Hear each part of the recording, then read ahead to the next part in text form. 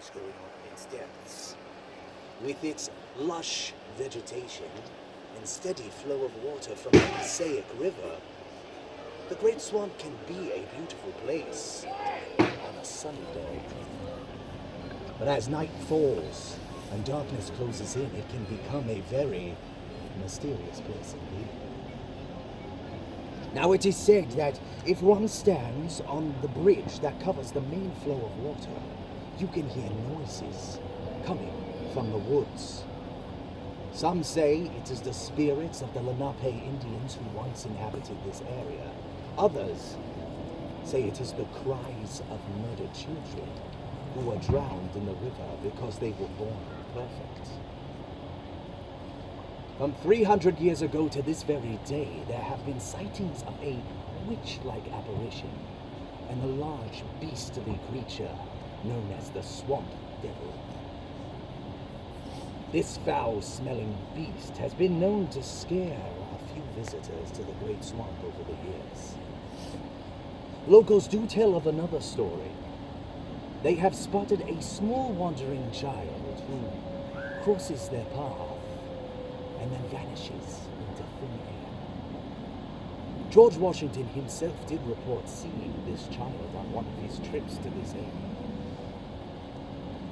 Now, along your journey, if you do spot this child, heed my warning and do not pay her any mind. Do not speak to her.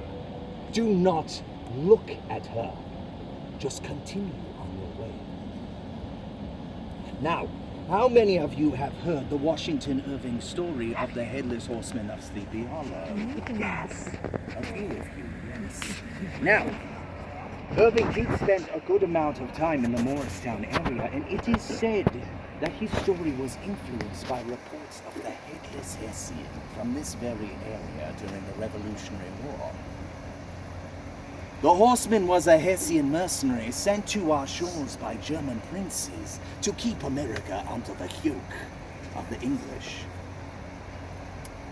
But he was not like his compatriots who came for money. No, the horseman came for love of carnage.